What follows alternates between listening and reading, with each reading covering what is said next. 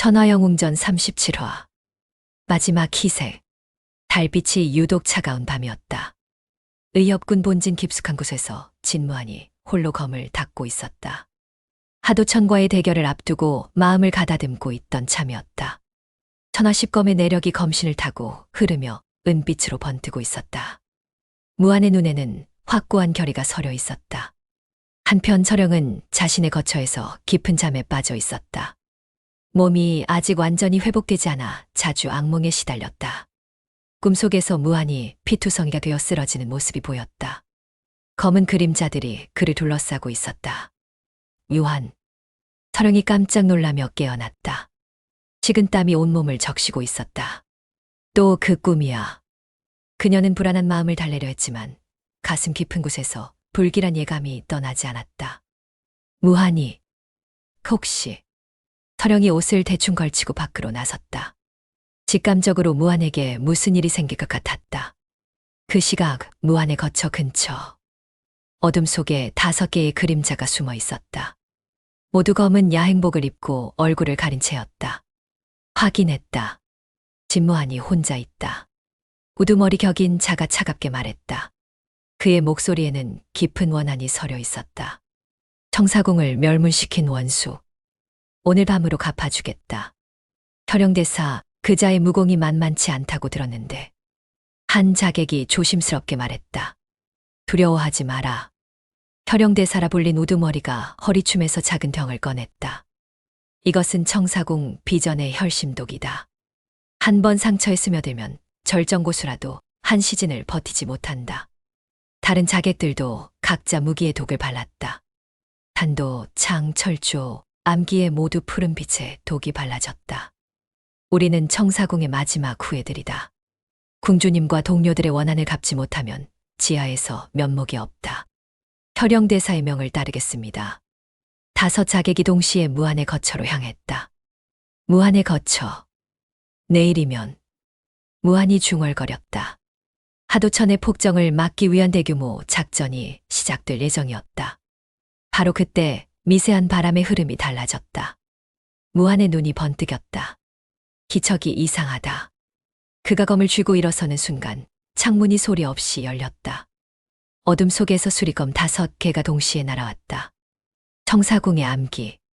무한이 검을 휘둘러 암기들을 튕겨냈다. 하지만 그것은 시작에 불과했다. 진무환. 혈영대사가 창문을 박차고 뛰어들었다. 그의 손에는 핏빛 단도가 들려 있었다. 청사궁을 멸문시킨 죄, 오늘 밤을 갚아라. 청사궁의 잔당들이 아직 남아 있었구나. 무한이 천하십검의 첫 번째 초식을 펼쳤다. 천하일현. 은빛 검기가 번개처럼 혈영대사를 향했다. 하지만 그는 이미 옆으로 몸을 날렸다. 혈심장법. 혈영대사의 장력이 무한의 가슴을 노렸다. 붉은 기운이 마치 핏빛 꽃처럼 퍼져나갔다. 동시에 다른 4명의 자객들이 사방에서 달려들었다. 혈풍창, 독사검법, 철조쇠온술, 암영비도. 각기 다른 무공이 무한을 향해 쏟아졌다. 무한은 급히 몸을 돌려 공격을 피했지만 5명의 협공을 당해내기는 쉽지 않았다. 천하난무. 무한의 검에서 수십 개의 검기가 회전하며 뿜어져 나왔다. 자객들이 잠시 뒤로 물러섰다. 크크. 역시 천하검협이라 불릴 만하군. 혈영대사가 입가에 피를 묻힌 채 비웃었다. 하지만 우리도 만만치 않다. 다시 한번 5 자객이 진영을 갖추고 달려들었다. 이번에는 더욱 조직적이고 치밀한 공격이었다. 창을 든 자객이 정면을 막고 검을 든 자가 측면을, 철조를 든 자가 하단을, 암기를 던지는 자가 원거리를, 혈영대사가 전체를 지휘하며 공격했다. 무한은 천하십검의 여러 초식을 연달아 펼쳤지만 점점 밀리기 시작했다. 천하만점. 검기가 비처럼 쏟아졌지만 자객들은 이미 그의 패턴을 파악하고 있었다. 지금이다. 혈영대사가 외치자 창을 든 자객이 무한의 옆구리를 찔렀다. 무한이 급히 몸을 뒤틀었지만 옷자락이 찢어지며 살짝 베었다. 독이. 푸른빛 독이 상처로 스며들기 시작했다. 무한의 얼굴이 순간 창백해졌다. 하하, 혈심독을 맛보아라. 자객들이 승기를 잡았다고 생각하며 더욱 맹렬히 공격했다. 바로 그 순간이었다. 유한. 익숙한 목소리가 들려왔다. 서령이 창백한 얼굴로 달려오고 있었다. 불안한 마음에 무한을 찾아 나선 것이었다. 서령, 여기 오지 마라. 위험해. 무한이 외쳤지만 이미 늦었다. 또 다른 먹잇감이 나타났군. 혈영대사가 냉소를 지으며 독침을 서령에게 날렸다. 피해. 서령이 몸을 비틀며 독침을 피했다. 하지만 그녀의 몸은 아직 완전히 회복되지 않아 균형을 잃었다. 그 순간 철조를 든 자객이 무한의 등 뒤로 몸을 날렸다. 무한은 앞의 적들과 치열하게 맞서고 있어 뒤의 공격을 감지하지 못했다. 안 돼. 서령이 있는 힘을 다해 몸을 날렸다. 그녀의 몸이 무한의 등 뒤로 던져졌다. 서령아. 푹. 철조가 서령의 가슴을 관통했다. 혈심독이 묻은 철조였다. 붉은 피가 그녀의 입에서 쏟아져 나왔다. 서령. 무한의 절규가 밤하늘을 찢었다. 그 순간 그의 몸에서 무서운 기세가 폭발했다. 분노와 절망이 천하십검의 모든 잠재력을 깨웠다. 천하멸세. 무한의 중심으로 거대한 검기의 폭풍이 일어났다. 은빛 검기가 사방으로 뻗어나가며 모든 것을 휩쓸었다. 이런 위력이. 혈영대사가 경악하며 뒤로 물러서려 했지만 이미 늦었다. 5명의 자객 모두 그 무서운 검기에 몸이 찢어져 그 자리에서 목숨을 잃었다. 하지만 무한의 눈에는 오직 서령만 보였다. 그는 그녀를 품에 안으며 절규했다. 서령, 서령아. 유한. 서령이 피를 토하며 간신히 말했다. 혈심독이 그녀의 온몸으로 퍼져가고 있었다. 얼굴이 점점 퍼렇게 변해가고 있었다. 왜 그랬느냐? 왜 나를 구하려 했느냐? 무한의 눈에서 눈물이 쏟아졌다. 너는 내가 지켜야 할 사람이었는데. 바보. 사랑하는 사람을 지키는 것이 당연하잖아. 서령이 떨리는 손으로 무한의 얼굴을 어루만졌다. 그녀의 손끝도 이미 차갑게 식어가고 있었다. 유한. 내 기맥을, 내 내공을 받아라. 무한이 급히 자신의 순수한 내력을 서령에게 전수하려 했다. 하지만 혈심독은 어떤 내공도 무력화시키는 냉독이었다.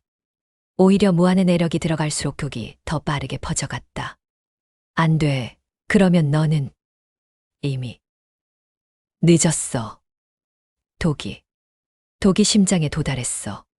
서령의 목소리가 점점 약해져 갔다. 입술이 새파랗게 변하고 있었다. 소용없어. 유한. 이 독은 청사공이 수백 년간 개발한 최고의 맹독이야. 서령. 가지 마라. 제발 가지 마라. 무한이 그녀를 더욱 꽉 끌어안았다. 대신 내 말을 들어줘. 서령이 마지막 힘을 짜내며 말했다. 너는 복수를 위해 검을 들지 마라. 서령. 하도천과 싸우되 복수심으로 싸우지는 마라. 서령의 눈에서 마지막 힘이 번뜩였다. 천하를 지켜라. 백성들을 구해라. 그것이 진정한 협객의 길이야. 서령. 나는 행복했어. 너를 사랑할 수 있어서. 너의 곁에 있을 수 있어서. 서령이 마지막으로 미소를 지었다. 그 미소는 고통 속에서도 아름다웠다. 살아줘. 유한. 나를 위해서라도 살아서 좋은 세상을 만들어줘. 서령의 손이 힘없이 떨어졌다. 그녀의 숨이 끊어진 것이다. 서령아. 무한의 절규가 밤하늘에 울려 퍼졌다. 하늘의 별들조차 그 비통함에 흔들리는 듯했다. 무한이 서령의 시신을 끌어안고 울부짖었다. 사랑하는 이를 또 다시 잃었다. 그것도 자신을 구하려다가. 내 탓이다. 모두 내 탓이다. 내가 약해서. 내가 부족해서. 무한의 눈에서 핏빛 눈물이 흘렀다. 분노와 절망이 그의 마음을 지배했다. 청사공, 하도천, 모두 죽여버리겠다. 하지만 그때 서령의 마지막 말이 그의 귀에 울렸다. 복수가 아니라 천하를 지켜라. 무한이 떨리는 손으로 서령의 눈을 감겨 주었다. 달빛이 그녀의 얼굴을 뒤추니 마치 평화롭게 잠든 것 같았다. 약속한다, 서령아. 무한히 피로 물든 검을 들어 올렸다. 그의 목소리에는 슬픔과 함께 확고한 의지가 담겨 있었다. 내 검은 복수가 아니라 천하를 위해 쓰이리라. 너의 뜻을 이어 백성들을 구하겠다. 바람이 불어와 서령의 머리칼을 살살 날렸다. 마치 그녀가 무한의 다짐을 듣고 있는 것 같았다. 멀리서 새벽이 밝아오고 있었다. 긴 밤이 끝나고 새로운 하루가 시작되었지만 무한의 마음에는 영원히 지워지지 않을 상처가 남았다. 천하영웅전 38화. 무한의 각성. 서령의 죽음 소식이 강호에 퍼진 것은 사흘 후의 일이었다. 의협군 본진에서 시작된 소문은 개방의 정보망을 통해 순식간에 중원 전체로 퍼져나갔다. 천하검협의 연인이 죽었다고? 청사궁 잔당들의 복수였다더라. 그 차가운 검객도 사랑하는 사람이 있었구나. 강호의 협객들은 저마다 다른 반응을 보였다. 어떤 이는 동정을, 어떤 이는 안타까움을, 어떤 이는 두려움을 느꼈다. 왜냐하면 사랑하는 이를 잃은 검객이 어떻게 변할지 아무도 예측할 수 없었기 때문이다. 의협군 본진 무한에 거쳐 서령을 묻은 지 사흘이 지났지만 무한은 여전히 그 자리에 앉아 있었다. 그는 서령의 무덤 앞에서 꼼짝도 하지 않았다. 밥도 먹지 않고 물도 마시지 않고 말도 하지 않았다. 오직 천하 10검 비급만을 들여다보며 검리를 탐구하고 있을 뿐이었다. 무한아, 음식이라도 좀 먹어라. 곽진이 찾아와 걱정스럽게 말했다. 이러다가는 너까지 쓰러진다. 하지만 무한은 대답하지 않았다. 그의 눈은 비급 위에 고정되어 있었지만 그 안에는 깊은 절망이 서려 있었다. 한운 형도 걱정하고 있다. 제발 정신을 차려라. 곽진이 더 간절하게 말했다. 서령이 너에게 무엇이라고 했는지 잊었느냐? 천하를 지키라고 했지 않았느냐? 그제야 무한의 눈동자가 미세하게 움직였다. 하지만 여전히 입을 열지는 않았다. 곽진이 한숨을 내쉬며 돌아간 후 무한은 다시 혼자가 되었다. 서령아. 그가 처음으로 입을 열었다. 목소리는 쇠처럼 메말라 있었다. 내가 너를 지키지 못했다. 무한의 눈에서 눈물이 한 방울 떨어졌다. 모든 것이 내 탓이다. 내가 더 강했다면, 내가 더 조심했다면. 그의 주먹이 꽉 쥐어졌다. 천하십검의 내력이 몸 안에서 요동치기 시작했다. 힘이다. 결국은 힘이 모자랐던 거다. 무한히 비급을 펼치며 중얼거렸다.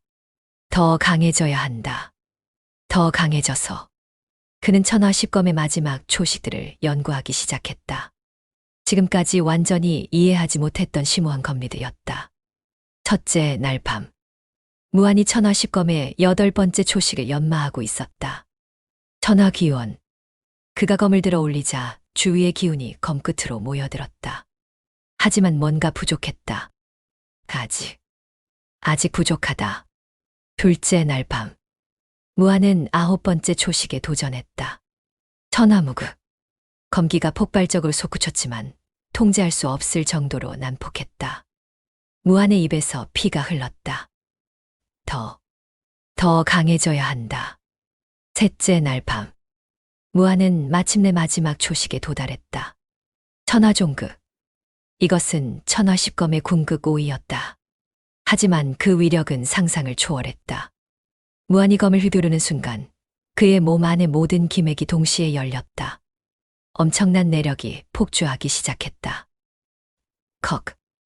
무한히 피를 토하며 무릎을 꿇었다. 기맥이 폭주하며 경맥을 찢어놓고 있었다. 이러다가는 죽는다. 하지만 무한은 포기하지 않았다. 차라리 죽음이 나을 것 같았다. 서령도 없는 세상에서 무엇을 위해 살겠는가? 서령아, 나도 너에게로 가겠다. 그가 눈을 감으려는 순간이었다. 서령의 목소리가 들려오는 듯했다. 살아줘. 무한. 나를 위해서라도. 살아서 좋은 세상을 만들어줘. 서령. 무한의 눈이 번쩍 떠졌다. 그 순간 폭주하던 내력이 한 점으로 수렴되기 시작했다. 복수심도 절망도 분노도 모든 감정이 하나로 합쳐졌다. 그것은 서령에 대한 사랑이었고 백성들을 구하겠다는 의지였다. 천하종극. 진정한 의미는 이것이었구나. 천하십검의 최종 5위가 완성되었다. 하지만 그것은 무한히 상상했던 것과는 달랐다. 파괴적인 위력이 아니라 모든 것을 포용하고 정화하는 힘이었다. 검의 기세가 하늘을 찌르며 구름을 가르고 별빛이 검 끝에 모여들었다. 의협군 본진 전체가 진동했다. 이 기운은? 곽진이 경악하며 밖으로 뛰어나왔다. 무한이다. 한운도 놀란 표정으로 달려왔다. 하늘 위로 거대한 광기둥이 솟아오르고 있었다. 무한을 중심으로 신성한 빛이 사방으로 퍼져나갔다. 절정 고수. 아니다. 그 이상이다. 곽진이 떨리는 목소리로 말했다. 무한이 완전히 다른 경지에 올랐다. 무한의 거처에서 무한이 천천히 일어섰다. 그의 눈에는 더 이상 절망이 없었다. 대신 깊고 고요한 결의가 흘렀다. 그는 서령의 무덤 앞에 무릎을 꿇었다. 서령아, 이제야 알겠다. 무한의 목소리가 차분했다. 너는 내게 복수가 아니라 사랑을 가르쳐 주었구나. 검도 마찬가지다. 미워하기 위한 것이 아니라 지키기 위한 것이었다. 그가 검을 들어 올렸다. 천하십검이 완성된 지금 검에서는 온화하면서도 강력한 기운이 흘렀다. 이제 진정한 싸움을 시작하겠다. 하도천을 막고 백성들을 구하겠다. 바람이 불어와 무한의 옷자락을 날렸다. 그는 더 이상 복수의 눈이 먼 청년이 아니었다. 진정한 협객으로 거듭난 것이다. 달빛 아래에서 빛나는 그의 모습은 마치 신선과도 같았다.